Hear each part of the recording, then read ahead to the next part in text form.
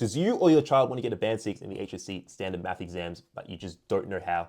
If so, give me 5 minutes and I'll show you exactly what you have to do at each mark range to get to that band 6 level. And if you want specific help beyond this of organizing your study habits, answering the difficult questions, or learning the content, go in the description and you'll see a link to go to a page and book a call with me, and I'll show you, we'll break down where you're struggling, and then I'll build you out a full roadmap to get you to where you want. And for those of you who don't know me yet, my name is Andrew Malcolm. I failed math in year 11 and then topped the state in year 12. And so for the last 5 years, I've founded a company called ACM Tuition that helps students do the same. So before we start here, what you've got to understand is that at each mark range, if you fix your study habits, you can get up to like so much better to what you were before, right? If you're at 30%, right, and you fix your study habits, right, you can get up to 50, 60%, right, 70%, 90%. If you're at 70% and you fix your study habits, you can get up to 90%, 100%, right? If you're at 90%, you can fix your study habits and get up to 100%, right? So what I want you to realize is that study methods are so important for each stage. So we need to fix this first before we go into anything else, right? Anyway, once we've fixed this, right, what we need to do if we're at 50% is understand the content. So I can guarantee you that if you are failing maths, right, you do not understand the content, right? I don't know if you're mucking around in class, teacher's just not explaining it, or something else, right? But if you're not understanding the content, you cannot pass the unit, right? It sounds common sense, but it may be for a couple of reasons, maybe even gaps from previous years. But first thing we need to do is plug that.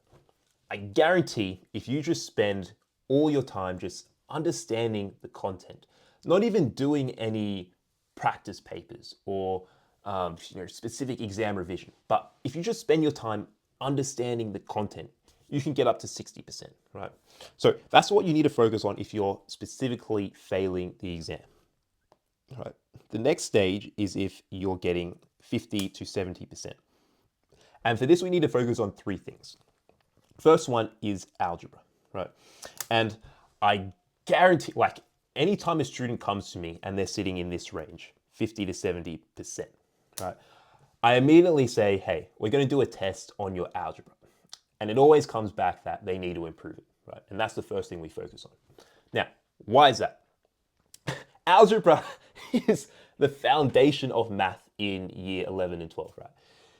Financial math revolves around solving equations, right? Trigonometry revolves around algebra, right? Simultaneous equations revolve around algebra, right? Surface area and volume problems revolve around algebra, right? Linear relationships revolve around algebra. Like, everything revolves around algebra. And if you can't do it, then you're just at a massive disadvantage, right? And so that's why we need to focus on this here. The next thing is if you're in this range, you're probably maybe you're not, but you're probably running out of time, right? And so if a student comes to me and they say they didn't finish a test, right? I know that they didn't get like above 80 or 85%, right? We should be finishing tests even before the timer is up, right? That's how efficient we should be. And there's a couple things you can do with this, like you can even practice timing. Sometimes it's like, just the working out. So like you need to fix your working because it's taking you too long to write it down.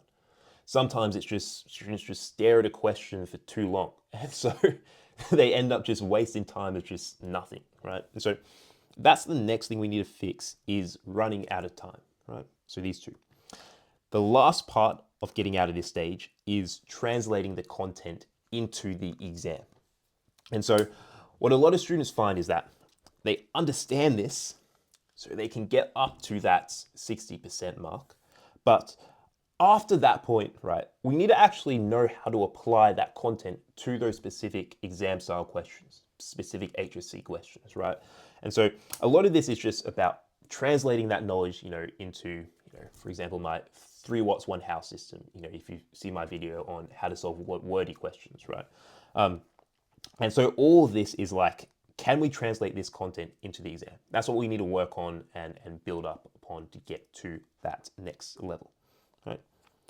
after this stage, right, when we're at 70 to 90%, right, this is when you understand the content, right? You know how to solve each of the equations or each of the questions. We're literally just focusing on minimizing those silly mistakes.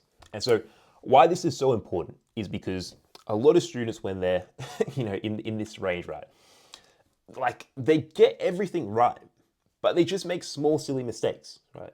And you can imagine like it just keeps compounding. So, you make a mistake from question 1 and 10 and 11 and 13 and 17 and 21, right? All those silly mistakes just add up. So instead of getting 80%, instead of getting 90% or 95%, right, you're down to 85%, right? And, of course, that's not going to help you like at all. So what we need to do here is we need to minimize the silly mistakes, right? So that, we're not just losing marks on nothing, right? If you're at 85%, if you take away all your silly mistakes, you're at 95%, guaranteed, right? The next thing is working out. So these two kind of go hand in hand. But if we fix our working, right, and a lot of students, I remember, I'll tell you a story. I was teaching a student, and they were saying like I can do the working, like I understand this, but when I go to the exam, I flunk it, right? And so we analyzed their working, and I said, what are you actually calculating on this line, right? It was like financial maths or something. They were like, 2,000 times 0.2 times 3. I don't know what it was, right?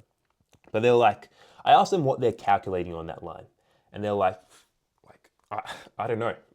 And I'm like, how are you actually meant to know what you're doing on each step? Know what's the next step, right? If you don't even know what you're calculating on the line, right?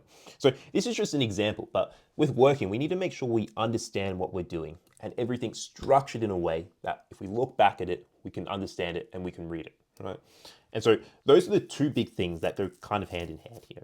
Once we fix our working, a lot of these silly mistakes go away as well, right? But right, this is the kind of journey if you want to get 90 or 100% if you're sitting in this range here, right? But look, that's the full roadmap of how to get to a band 6. And look, this is just peanuts in terms of getting up to that band 6, right? This is just the framework, right?